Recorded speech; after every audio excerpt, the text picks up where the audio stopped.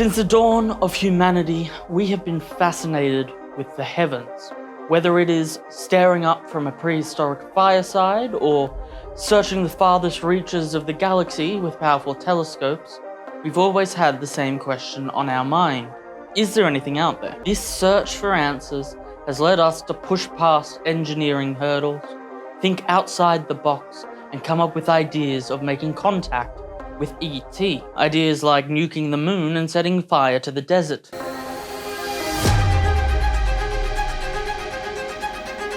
The most famous way we've tried to make contact with aliens is the Voyager's Golden Records. But this is what I and people more versed in astronomical terms would call some normie shit. A sentiment shared by arguably one of the most influential mathematicians in history. You know, Joseph, I have an idea. Oh, Carl, do tell. Well, I was trying to think of a way to get in touch with our neighbors on the moon, yeah? Yeah. Why don't we go to Siberia and just write really big words in it with trees and wheat, so that they can see it from the moon? Yeah, why don't we do that? I was thinking though, and I think that Guten Tag would be too long. And we don't even know if they speak German, so it would be easier to just create, I don't know, like giant visual proof of the Pythagorean theorem. Now you may be thinking, is that such a bad idea?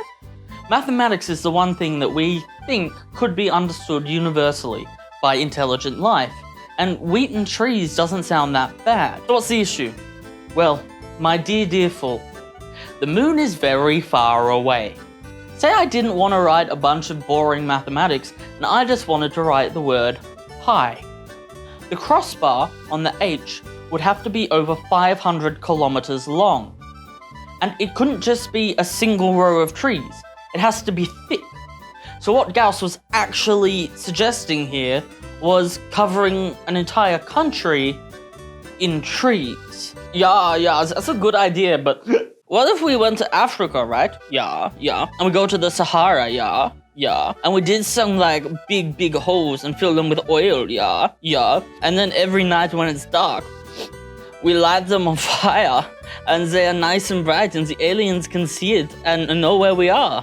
I love it, we're geniuses. This is what we'll be known for generations to come. Another round. So, this idea has some obvious flaws, like the fact that it would probably just kill everything. But even if it did work, I do have to admit that if there's one thing space has quite a lot of, it's big burning things that can be seen from far away.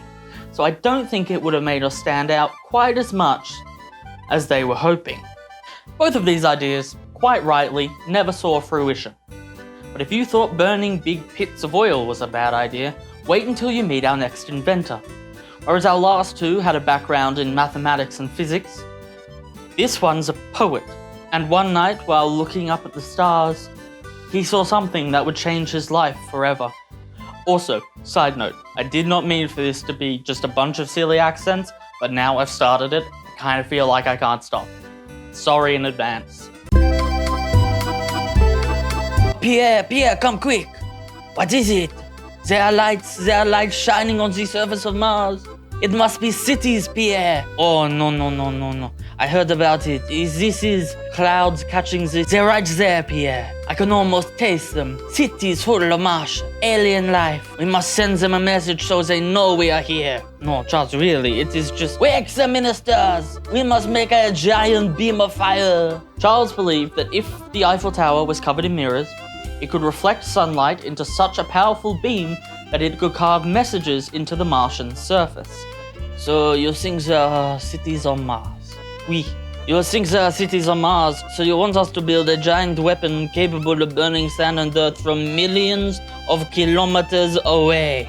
Oui.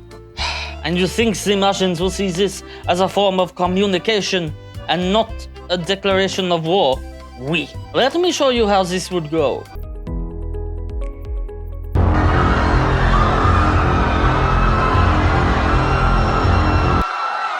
Apart from the fact that this is most likely impossible, from the building of the mirrors to being able to aim so precisely that from millions of kilometers away you can write legibly in the desert, I quite like this idea. There's something about a death ray that just seems to tickle the child within.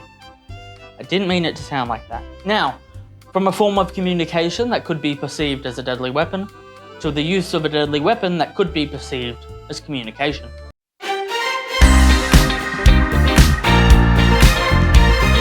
In 1971, Soviet and American scientists put aside their differences and came together for the first Soviet-American conference on the communication with extraterrestrial intelligence.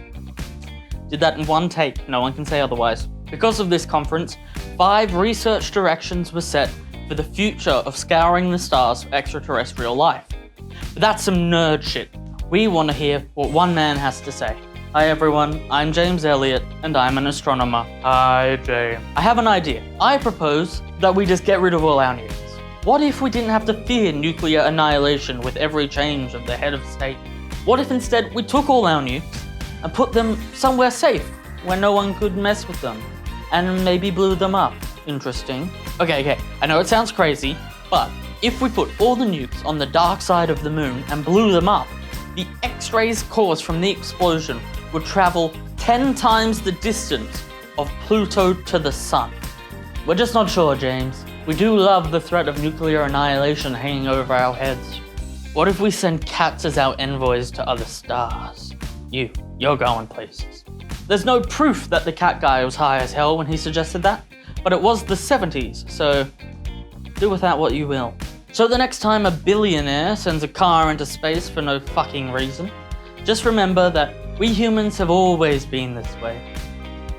This way meaning really, really fucking stupid, dumb idiots, and came together. The first Soviet-American conference on how to and came together for the first Soviet-American conference on communication with extraterrestrial intelligence. So close, come on.